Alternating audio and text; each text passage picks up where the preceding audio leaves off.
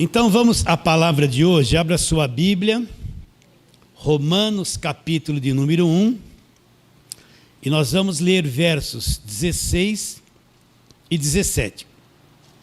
Romanos capítulo de número 1, 16 e 17. Eu vou ler. Paulo dizendo: pois não me envergonho do Evangelho. E ele explica na visão dele o que é o Evangelho. Porque é o poder de Deus para a salvação de todo aquele que crê. Primeiro do judeu e também do grego. Visto que a justiça de Deus se revela onde? Na lei? Não.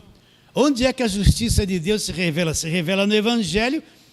Agora Paulo mostra uma coisa interessante, de fé em fé. Ele mostra uma coisa crescente, é de fé em fé. Significa que a fé no Evangelho, nós vamos falar isso provavelmente a live que vem, é uma coisa crescente. Cresce o conhecimento, cresce a fé. De fé em fé, como está escrito, o justo ele vai viver como? Pela fé do pastor, do missionário, do líder? Não, ele vai viver por meio da sua própria fé.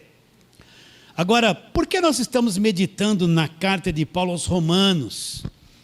Se eu quiser entender com clareza o que é o Evangelho da Graça, eu tenho que conhecer a carta de Paulo aos Romanos. Por quê? Porque Paulo, ele expõe o que é o Evangelho na carta dele aos Romanos. Evangelho não é isso, você está com um problema, vem para a igreja que vai resolver. Isso aí não é Evangelho, é uma boa forma de atrair as pessoas. Aí a pessoa vai na igreja e vão falar: você tem que fazer uma campanha disso, campanha daquilo, tem que pagar um preço, tem que pegar tantos envelopes. É isso que vão falar para ela. O marido foi embora de casa, aí a mulher vai lá, vai ouvir assim: vem aqui, que você vai fazer uma campanha e o seu marido vai voltar. Isso não é Evangelho. Você está apertado financeiramente, vem aqui no Congresso da Prosperidade que você vai prosperar. Isso não é Evangelho. Isso é uma linguagem atrativa, mas que não é o Evangelho. O Evangelho da graça de Deus, o centro dele é o Cristo crucificado, aquilo que aconteceu na cruz, e todos os benefícios que vieram da cruz para cada um de nós. Naturalmente que quando eu tiver compreensão do Evangelho, eu vou ter uma visão da vida diferente. Então pode ser que o relacionamento conjugal melhore, relacionamento com os filhos melhore, a vida profissional melhore, a vida financeira melhore, por causa do conhecimento do Evangelho. Mas não porque eu fiz campanha para isso, para aquilo, para alcançar as coisas, sem entender o que é o Evangelho. Então, para mim ter clareza sobre o que é o Evangelho, eu tenho que conhecer bem essa carta de Paulo aos Romanos. Então, nós temos várias lives trabalhando em cima dela. Então, Paulo está dizendo o quê nesse verso 16 e 17? Ele não se envergonha do Evangelho, já explicamos isso, porque o Evangelho é o poder de Deus para a salvação de todo aquele que crê. O que é o Evangelho e o poder de Deus? O poder de Deus é um conhecimento que chega na minha vida, na minha mente, um conhecimento do Evangelho. E quando esse conhecimento chega em mim, ele me estrutura. É um conhecimento que vem, que desperta o meu espírito e traz um poder para a salvação daquele que acredita no Evangelho. Então o Evangelho não é acreditar em qualquer coisa. O Evangelho é acreditar naquilo que foi revelado ao apóstolo Paulo. O Evangelho não é: vem aqui, eu vou te dar uma água ungida. Não leve a mal que eu falo muito isso. O Evangelho não é acreditar num pouquinho de sal grosso, uma rosa ungida, levar para casa. Isso aí não é fé, isso é loucura. Você está crendo em coisas que não é o Evangelho. Você está tendo fé em coisas inanimadas que não é o Evangelho. Então o Evangelho é um conhecimento daquilo que Cristo fez na cruz, dos benefícios de tudo que aconteceu lá, que chega na minha vida e manifesta um poder de Deus que vai me salvar. Então é um conhecimento preciso, verdadeiro, coerente com a verdade, que vai me libertar e vai manifestar essa salvação na minha vida. Então Paulo está dizendo isso. E ele diz mais, vou ler de novo: não me envergonho do Evangelho, porque é o poder de Deus para a salvação de todo aquele que crê, primeiro do judeu e também do grego. Hoje nós vamos falar isso. Visto que a justiça de Deus se revela aonde? No Evangelho. Então, o que é essa justiça de Deus que se revela no Evangelho? Que justiça é essa de Deus que se revela no Evangelho? Por que Paulo não diz que essa justiça de Deus se revela na velha aliança, se revela na lei? Ele diz a justiça de Deus, uma justiça que vem de Deus, não é justiça humana. Ela se revela onde? No Evangelho.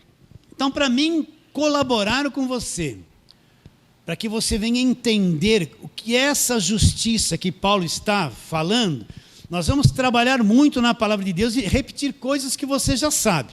Mas vamos lá, então vamos para a palavra Gênesis, capítulo de número 2. Gênesis 2, primeiro livro da Bíblia. Aqui na igreja, quem vem tem que aprender a folhear a Bíblia, né? Não vou pôr aqui escritinho, aí a pessoa fica preguiçosa, nem traz Bíblia na igreja porque vai aparecer escrito lá. Aqui tem que trazer Bíblia, folhear a Bíblia. E vou brincar, não é só ir lá no fundo pegar uma Bíblia, não. Tem que trazer a sua de casa. Né? Trazer a Bíblia, vir, folhear, aprender a manusear a palavra de Deus. Viu? Porque pegar lá no fundo tem uma meia dúzia lá, pode pegar, eu estou brincando com você. Mas aqui vai aprender a folhear a Bíblia, saber onde estão os livros, na marra, né? Então, Gênesis, capítulo de número 2. Vamos ler verso 15 e 16. O Senhor Deus lhe deu esta ordem: de toda árvore do jardim comerás livremente, mas da árvore do conhecimento do bem e do mal não comerás, porque no dia em que dela comerdes, certamente vai acontecer o quê? Morrerás. Capítulo 3, só vou ler o verso 6 e 7. Vendo a mulher que a árvore era boa para se comer, agradável aos olhos, desejável para dar entendimento, tomou-lhe do fruto e comeu, e deu também ao marido, e ele comeu. Abriram-se então os olhos de ambos, e percebendo que estavam nus, cozeram folhas de figueiras e fizeram cintas para si. Verso 17. E a Adão disse: visto que atendeste à voz da tua mulher, e comeste da árvore que eu te ordenara não comestes, maldita é a terra. Olha, preste muita atenção nisso. Maldita é a terra por tua causa, em fadigas, olha o trabalho suado para ter pão. Em fadigas obterás delas o teu sustento durante todos os dias da tua vida. Continua, ela produzirá cardos e abrolhos, as coisas espinheiras espinhosas que matam a semente boa.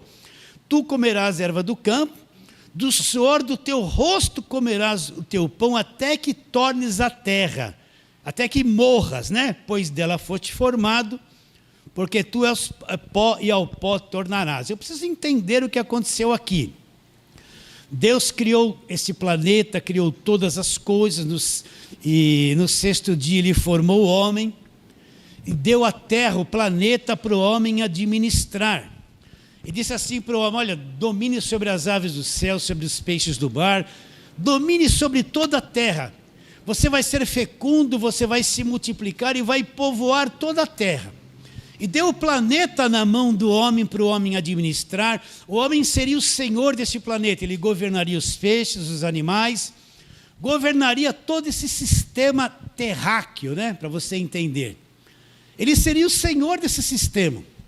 Mas Deus só deu um mandamento para ele. Não despreze isso que eu estou dizendo. Olha, aí no meio do jardim tem uma árvore do conhecimento do bem e do mal. Se você comer desse fruto, você vai morrer. É como se Deus dissesse: ó, tudo que eu te dei aqui, a sua vida, tudo que você é, vai ser destruído, você vai morrer. E deixou o homem em liberdade. E nós lemos o que no verso 6 e 7 do capítulo 3? O homem e a sua mulher foram e comeram, e eles morreram. Isso que você tem que entender. Não vou explicar minuciosamente, que eu já me cansei de falar isso. Quando eles comeram do fruto, a Bíblia diz que abriram-se então os olhos de ambos. Repare bem, eles já tinham os olhos abertos. Eles não tinham dificuldade de se comunicar com Deus, de falar com Deus, de ter a presença de Deus. Eles já tinham os olhos abertos.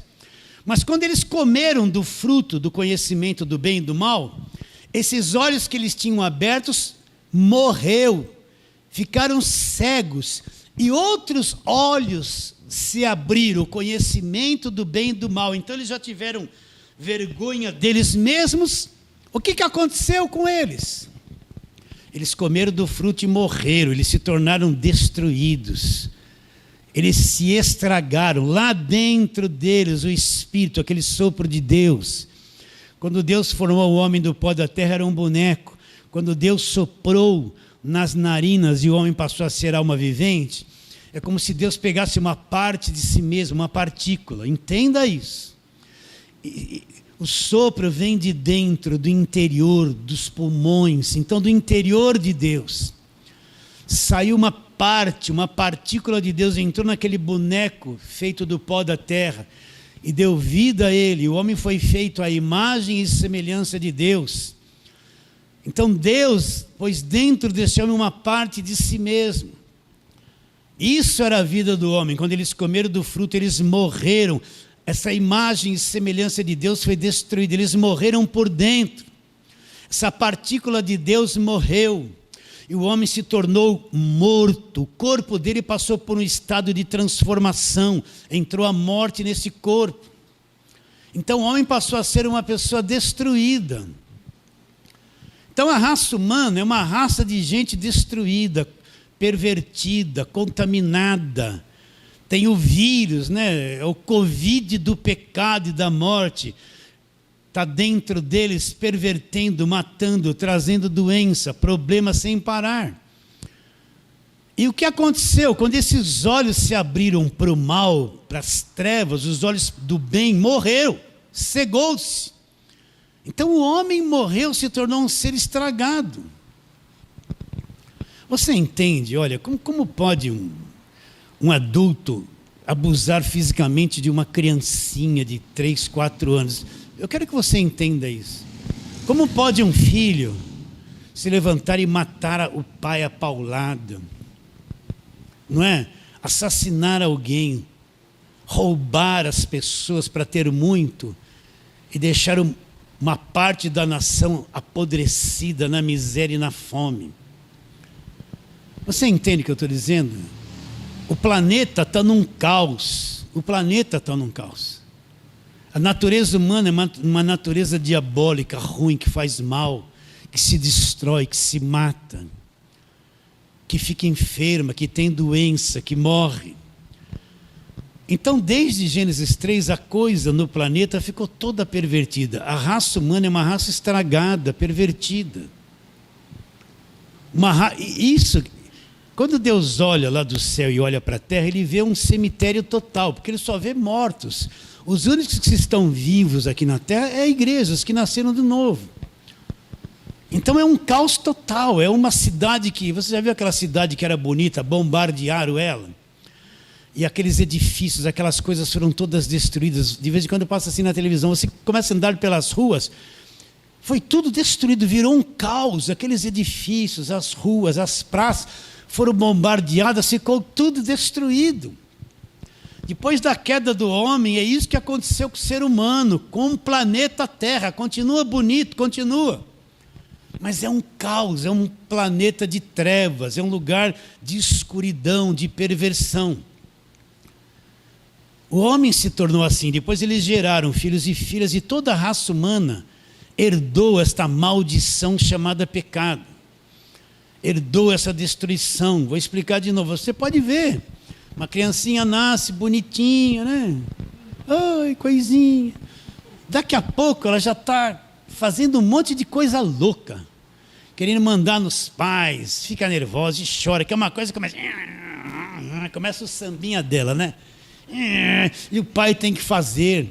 Daqui a pouquinho está mentindo. Aí encontra uma outra criancinha, não divide a bala, dá um beliscão, mete a mão na cara da outra. Já vem tudo destruído, tudo arrasado, tudo contaminado, né? Eu brinco bastante, são as víborazinhas. Você que teve filho e sabe o que eu estou dizendo. Porque vem tudo estragado, tudo que nasce nesse mundo, ele já vem corrompido. Por causa dessa coisa que entrou no mundo, o pecado. Olha o que ele diz no verso 17 de Gênesis 3, dizendo para Adão, Adão disse, visto que atendeste à voz da tua mulher e comeste da árvore que ordenaram não comeste, olha lá, maldita é a terra por tua causa. O que é uma maldição? É um tipo de uma punição, né? Vamos supor que o indivíduo tem assim uma lavoura bonita, fruto quase maduro, pode ser de laranja, de uvas, seja lá o que for. Daqui a pouco aparece um tal de ferrugem, uma névoa, cai sobre aquela plantação toda. E vamos supor aquela plantação de laranja que estava tudo quase para colher, daqui a pouco aquilo começa a murchar e ficar cor de chumbo, a cinzentar, e a planta que estava bonita, ela vai murchando, e a própria laranja no pé vai apodrecendo e começa a dar aquelas larvas brancas de laranja podre, e aquilo se torna um caos. Isso é a maldição, caiu sobre a terra por causa de Adão. Maldita é a terra agora por tua causa, entrou uma maldição no planeta. E Deus vai dizendo alguns detalhes da maldição, olha lá. E ele diz o que, olha lá.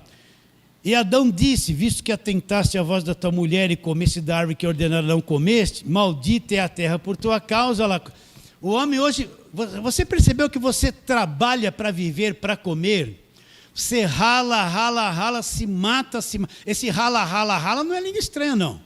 Viu? Senão vai nova língua, rala. Não é língua estranha, não, é ralar mesmo. Você tem uma vida com uma coisa chamada dinheiro te domina. E se você tem um pouquinho a mais, você vive melhor. Senão você vai viver pior.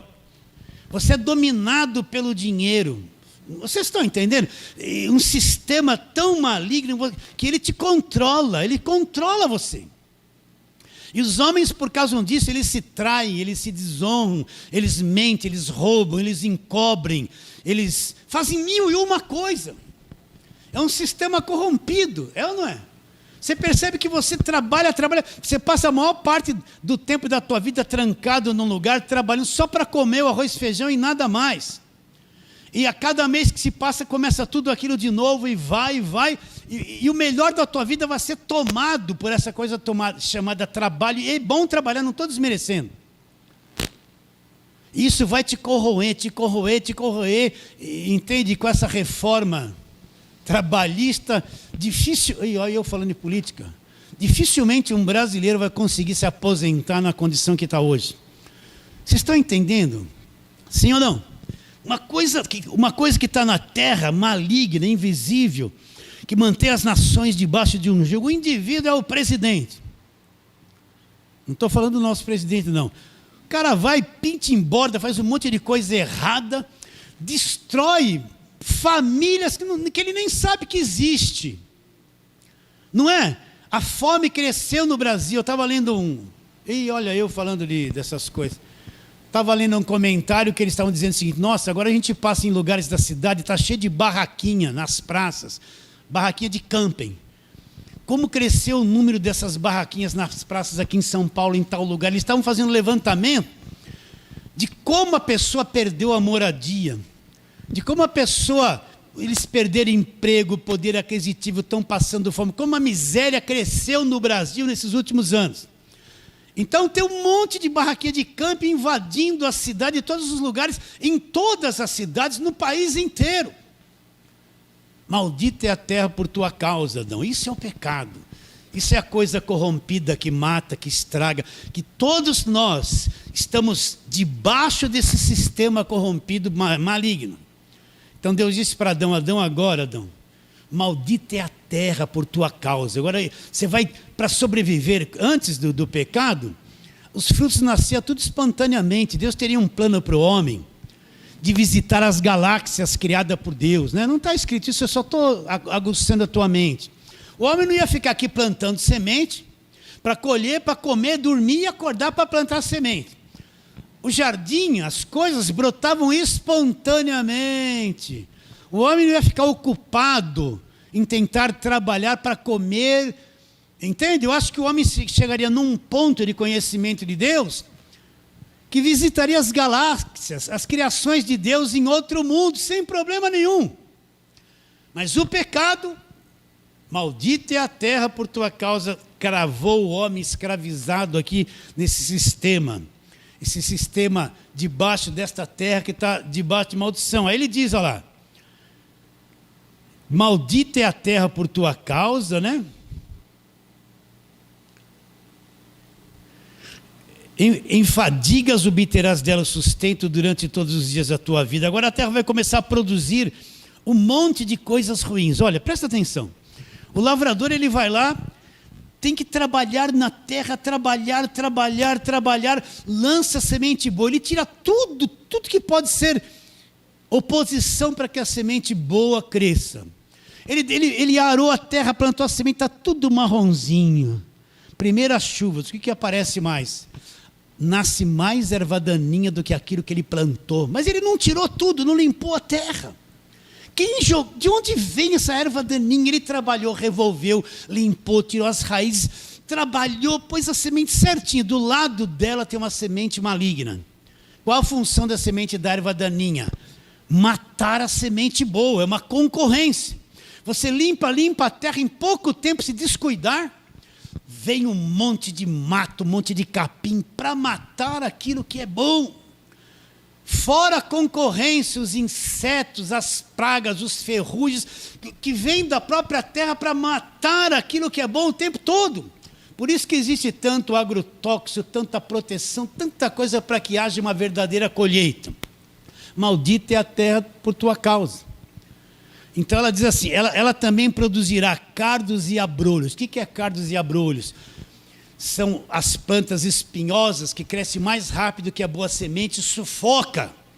E sufoca. Lá na parábola que Jesus falou sobre o bom semeador, ele disse, numa explicação sobre a semente que caiu numa terra lá que tinha espinhos, ele diz assim, os espinhos cresceram e sufocaram e matou a boa semente, se tornou infrutífera. Então você pode ver um monte de ervas daninhas, um monte de coisas que cresce, tudo para concorrer com a boa semente, para que a boa semente não se desenvolva como deveria se desenvolver. A terra vai produzir cardos e abrolhos, olha lá. Produzirá cardos e abrolhos, e tu comerás a erva do campo. Olha lá, no suor do teu rosto comerás o teu pão. Então é uma vida inteira para você comer. Do suor do teu rosto comerás o pão, o trabalho, né? E o que vai acontecer no final? Até que tornes a terra, você vai morrer. Pois você foi tomado da terra, o homem foi feito do pó da terra. Porque tu és pó e ao pó tornarás. Tudo isso para te explicar, o que nós temos em mente? Que justiça de Deus que Paulo está falando lá em Romanos 1, 16, 17. Então, agora vamos um pouquinho lá para Romanos mesmo, nós vamos passar por Romanos nesses versos mais lá para frente. Olha lá o que Paulo fala da raça humana em Romanos. Romanos capítulo de número 3. Para mostrar o que a raça humana se tornou, né? A raça humana se tornou isso. Romanos capítulo 3, verso 10. Como está escrito. Agora Paulo vai descrever o que é a raça humana, o que é aquele pecado de Adão, o que cada um se tornou. Como está escrito, não há um justo, nem sequer um. Não há quem entenda, não há quem busque a Deus. Agora olha aqui como é forte isso. Todos se extraviaram e a uma se fizeram inúteis. Não há quem faça o bem, não há nenhum sequer. O que Paulo está dizendo? Que todos se extraviaram. Toda a raça humana se extraviou, todos se extraviaram e juntos se tornaram inúteis. Então, na ótica de Deus, quando ele olha para o homem caído, o homem terráqueo, perdido, todos se tornaram inúteis. Na ótica de Deus, todos se tornaram inúteis. Não há quem entenda, não há quem busque a Deus. Todos se extraviaram e juntos se tornaram o quê? Totalmente inúteis. Então essa raça humana toda é uma raça inimiga de Deus, estragada pelo pecado, está com o vírus do pecado. A terra está debaixo de maldição. Está tudo corrompido, todo ser humano é corrompido. E uma coisa que nós temos que entender é que o homem não tem condições por si próprio, por esforço próprio, ou por meio de religião, ou por meio de alguma obra, seja lá o que for, de sair dessa condição. É perda total.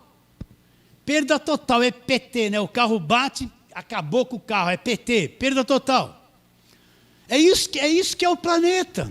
É isso que é a raça humana, perda total. E o homem não tem condições de sair dessa situação.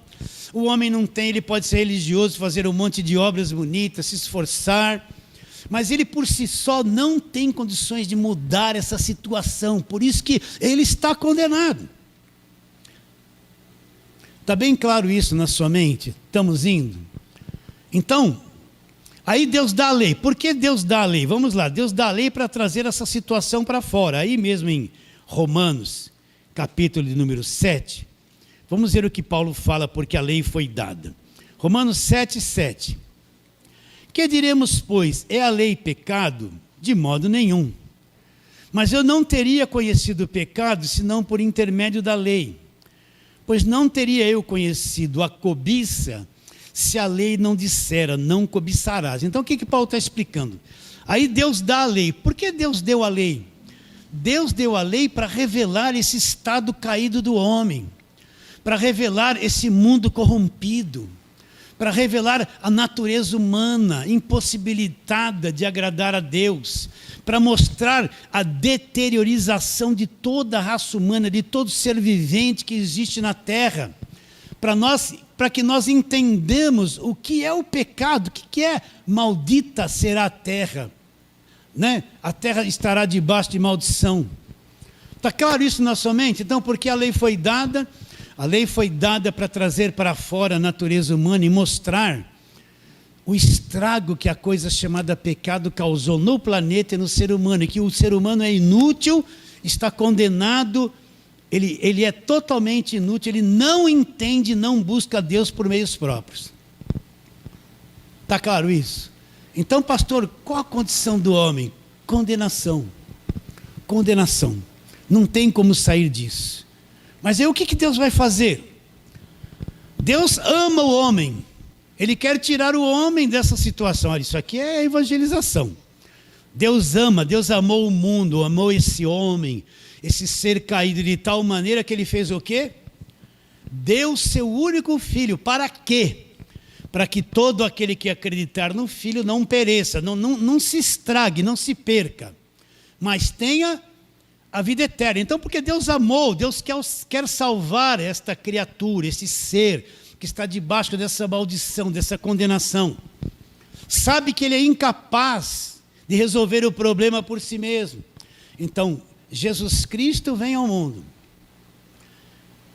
Ele vem ao mundo, ele vem pagar o preço por tudo isso que entrou por Adão. Por isso que Jesus Cristo é chamado na Bíblia, em Coríntios 15, de o segundo Adão. Então o que ele vem fazer? Ele vem e vai tirar, e vai cumprir, e vai pagar, e vai resolver o problema de tudo que entrou pelo primeiro Adão.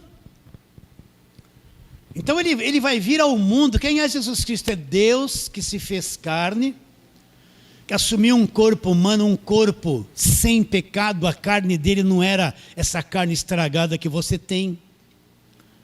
Ele não tinha essa carne caída, porque senão ele não poderia ser o Cordeiro de Deus perfeito. O sacrifício feito por ele não seria aceito por Deus. Então ele nasce aqui nesse mundo, um homem perfeito, um Cordeiro perfeito, sem nada de contaminação de Adão. Uma carne impecável que nunca vai pecar, uma carne perfeita. E o que ele vai fazer? Ele vai resolver o problema que o primeiro Adão trouxe para dentro do planeta. Ele vem aqui mudar a situação. Como que ele vai mudar a situação? Ele vem para ser o sacrifício perfeito, que vai dar condições de Deus libertar o homem de tudo aquilo que entrou por Adão. Quem só gosta de campanha para alcançar a vitória, não interessa para ele o que eu estou te dizendo. Ele vai detestar isso, mas quem entende o Evangelho vai saber o que eu estou dizendo. Então, como o homem não pode sair dessa situação, Deus vem em forma de homem. Ele vai para a cruz, ele vai pagar o preço da redenção, da saída do homem dessa situação. Para quem que ele vai pagar o preço? Para Deus. Ninguém deve nada ao diabo. Para quem eram os sacrifícios que eram feitos? Para Deus. Então Jesus Cristo, que é Deus, ele vem em forma de homem, e ele vai pagar como homem para Deus a dívida que tudo que entrou por Adão e entrou no mundo, ele vai quitar isso na cruz. Está bem claro o que eu estou te dizendo? Não tem outra forma, não tem outro meio, não tem outra condição de ser feito isso. Por mais religioso que o homem possa ser, se não for por meio da cruz, não tem como ele sair dessa situação. Foi por isso que João Batista, vamos lá para João agora.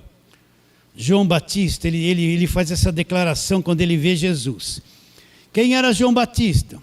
O que batizava. Mas João Batista, o pai dele era o Zacarias, era sumo sacerdote. O pai dele fazia aqueles sacrifícios no templo e conhecia tudo sobre o que o sacerdote e a religião judaica fazia ali dentro.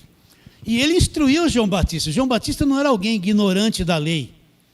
Apesar do ministério dele ser bem diferente, ele vivia no deserto, o pai dele era sacerdote e contou tudo para ele o que acontecia. Os sacrifícios, a questão do pecado, os animais que eram mortos, o sangue derramado, as ofertas, contou tudo para ele. Então João Batista é alguém que conhece o que o sacerdote fazia no lugar santo, conhece a lei, conhece tudo aquilo do Velho Testamento, porque o pai dele ensinou ele era sacerdote. Agora, quando ele vê Jesus, João 1:29, quando ele vê Jesus, no dia seguinte viu João a Jesus que vinha para ele e disse: eis o Cordeiro de Deus que tira o pecado do mundo. Isso é muito significativo. Então o que Jesus veio fazer ali na cruz? Ele veio tirar tudo que entrou por Adão. Ele tirou ou não tirou? Tirou. Mas é que nem a Covid, a pessoa ficou curada da Covid, mas fica um monte de sequelas. Me dá dor aqui. Eu estava lendo que palpitação no coração, pessoas que sararam da Covid, mas ficaram com palpitação no coração. A Covid foi embora, mas deixou um rastro de cansaço, de fraqueza física, de palpitação no coração. Alguns estavam esquecendo as coisas facilmente. O Cordeiro de Deus que tira o pecado do mundo, ele tirou ou não tirou o pecado na cruz? Tirou, definitivamente. Mas as sequelas da destruição que entraram por Adão permanecem até os dias de hoje aí, nesse processo todo do nosso planeta.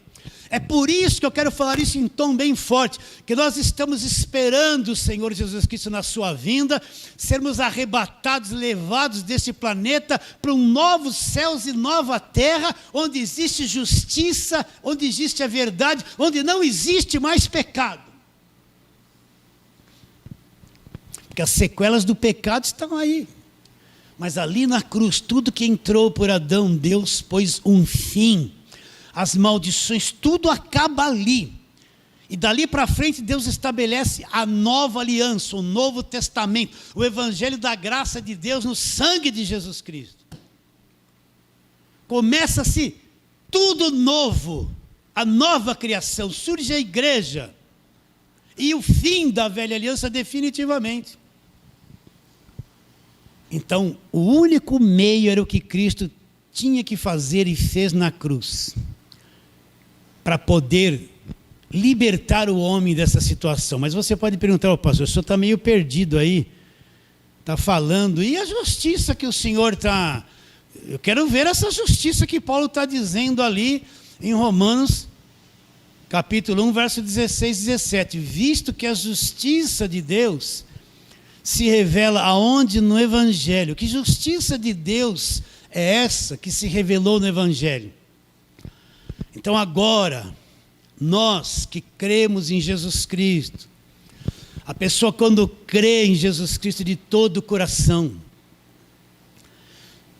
ela crê de todo o coração, não é aceitar Jesus. Eu nunca vi ninguém no Novo Testamento: levanta a mão, eu venho como estou. Não tem apelo. Não tem apelo, esse negócio de levantar a mão, fica cantando aquela música bonita no final. Vem para frente, olha, se você morrer, você vai perder a salvação, venha como está. Olha, não está vindo, você que trouxe o visitante, pega na mão dele.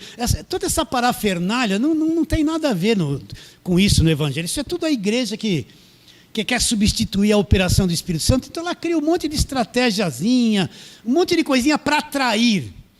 É a estratégia da cabeça humana, a estratégia do homem. Então agora, porque a gente descobre que muitas pessoas que falavam que criam, no decorrer dos anos elas provam que nunca acreditaram. Então agora que eu crio de todo o meu coração em Jesus Cristo, o que vai acontecer comigo? Essa justiça da cruz me é imputada. Agora que eu creio de todo o meu coração naquilo que Cristo fez na cruz, então Deus olha para mim, esse aí creu, nasceu de novo, está na nova aliança. Então ele foi justificado, ele não tem mais culpa, porque ele creu que a culpa foi tirada. Porque ele creu que as maldições foram tiradas, porque ele creu que a condenação foi tirada, ele crê que tudo se encerrou na cruz.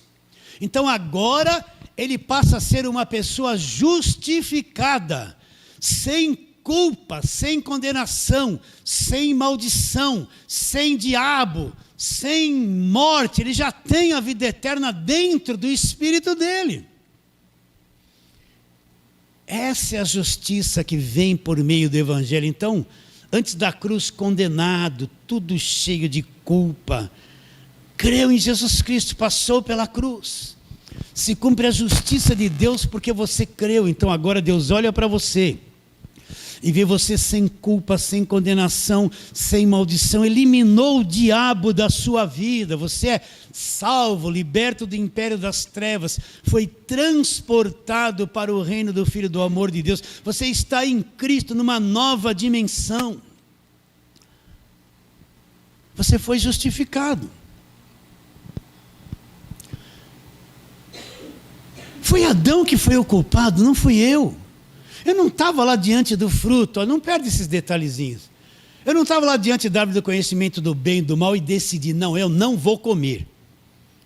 Eu não tive essa oportunidade. Eu vim nascer séculos e séculos e séculos depois desse acontecimento. Eu não tive a oportunidade de estar lá e não comer, e eu me decidi, Adão decidiu por mim.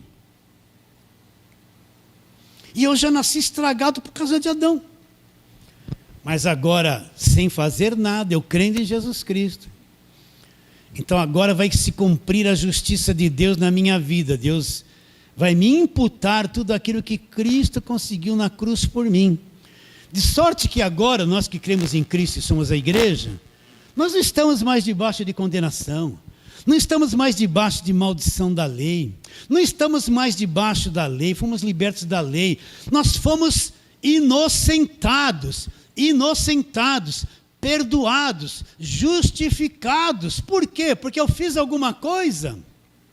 Não, eu não alcanço a justificação porque eu fiz alguma coisa.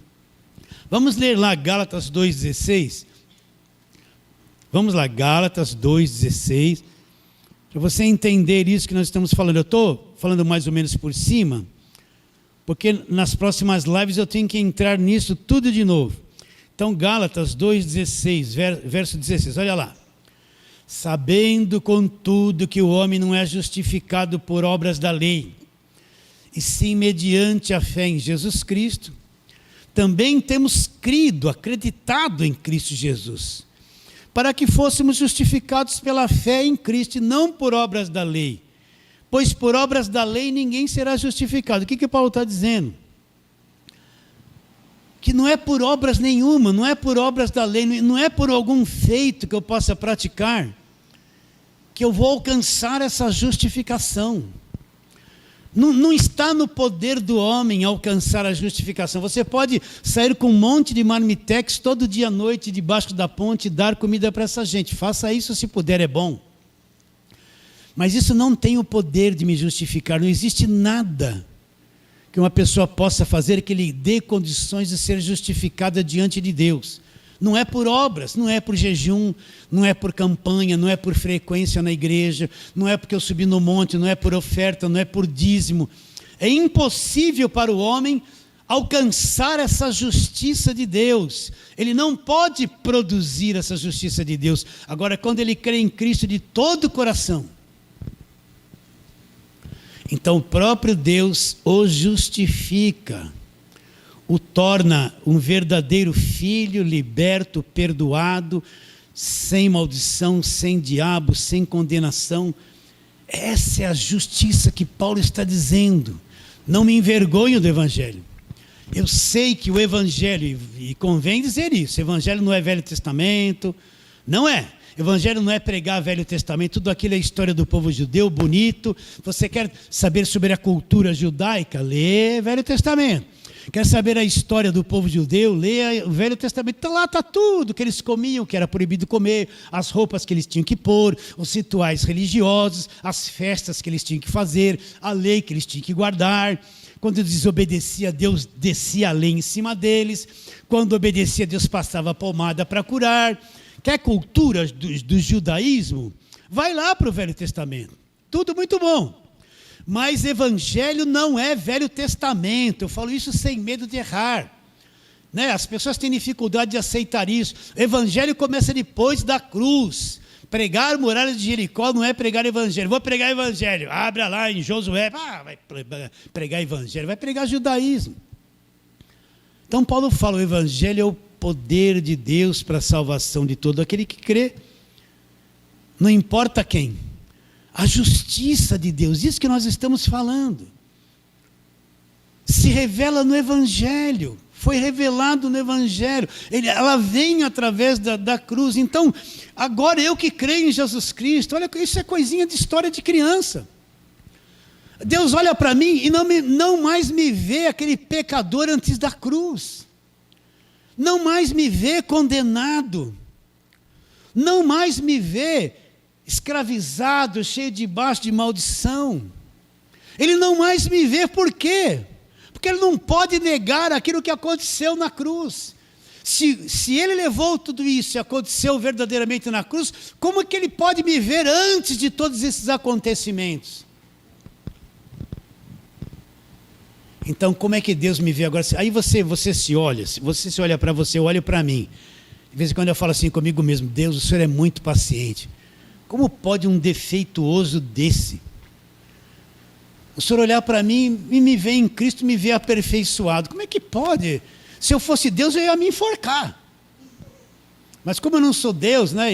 Vocês estão entendendo? Aí você olha o que você fala, as coisas erradas que vem na sua cabeça durante o dia, né? Fala, nossa, eu estou chique, essa carne aqui é uma coisa maligna. Como é que pode Deus olhar para mim e me ver sem culpa? Mas é assim que a obra de Cristo fez para você. Deus sabe que você está preso no corpo de carne, e enquanto você estiver nessa carne, você vai ser defeituoso todo dia, não tem como não ser. Mas Deus não leva mais isso em consideração. Quer dizer, pastor, que eu posso fazer tudo errado? Não. Você tem que fazer tudo que é certo, porque você é um filho de Deus. Um filho de Deus não tem que ser um mentiroso, um explorador, adúltero, maligno. Entende? Não, o filho de Deus tem que produzir um bom fruto. Mas não é pelo bom fruto que eu sou justificado. Eu sou justificado pelo fruto da cruz. Então, quando Deus olha para mim e para você agora, Ele vê uma pessoa perdoada, inocentada, sem maldição, sem diabo. Você acredita nisso? Sem demônio, não tem demônio na tua vida. Uma pessoa sem culpa, inculpável. Agora, por que ele me vê assim? Porque ele se apoia no sangue derramado na cruz, no perdão que Cristo alcançou para cada um de nós. Não é? Vamos supor que você tem a dívida, lá venho eu com a dívida. Você deve R$1 milhão, não tem com que pagar, está condenado, vai ser preso por causa disso. Vem alguém, paga por você, te liberta dessa escravidão. A dívida, depois que paga, não existe mais. Foi o que Cristo fez. Se Ele pagou o preço do meu pecado, porque Ele vai me imputar uma coisa pela qual Ele já pagou, Ele removeu na cruz. Então nós não somos mais aquele pecador. Nós somos salvos, somos igreja, defeituosos. Essa é a justiça de Deus. Não seria Deus injusto? Não foi eu que comi do fruto. Eu nem vivi, eu nunca vi Adão, só tenho informações pela Bíblia dele. Agora eu nasci.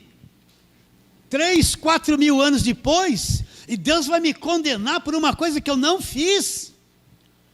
por aquilo, ele vai me condenar por aquilo que aquele indivíduo lá 5.000 anos atrás fez e me estragou aqui no futuro. Deus seria injusto. Então, Deus vem, Cristo vem, na cruz ele resolve o meu problema e me justifica. E me justifica. Essa é a justiça da cruz. Isso é que o Evangelho mostra, que a maior parte das igrejas evangélicas não entende. Isso destrói essas igrejas cheias de proibições, não pode roupa, não pode, mantém o povo debaixo de um cativeiro destruidor. Acaba com a cabeça e com a vida deles. A graça de Deus destrói o legalismo dentro da igreja, destrói as proibições, destrói tudo isso e põe o povo de Deus numa linha de responsabilidade pessoal. Se fizer coisa errada, vai colher da carne. Se fizer coisa certa, vai ser abençoado. Então essa é a justiça de Deus. Agora ele não me imputa mais o pecado de Adão. O que veio por Adão acabou na cruz. Quando Deus olha para mim agora, ele me vê diante da justiça de Cristo, justificado. Justificado. Você entende isso? Faz assim, ó. A justiça que vem da cruz está sobre a minha vida, sobre a tua vida, sobre a vida de todos quantos vão nos assistir e ouvir pelo YouTube. Essa é a justiça de Deus, não é a justiça do homem. A justiça do homem quer te condenar. A justiça religiosa quer te pôr no inferno o tempo todo, quer te cobrar, quer te explorar, põe medo, põe trauma, põe o diabo na tua vida. A justiça da cruz que vem de Deus nos libertou de tudo isso. E quando Deus olha para nós, Ele nos olha através da justiça da cruz e nos vê o quê? Inocentados. Fala assim, amém. Então vamos terminar esta palavra por aqui, em nome de Jesus.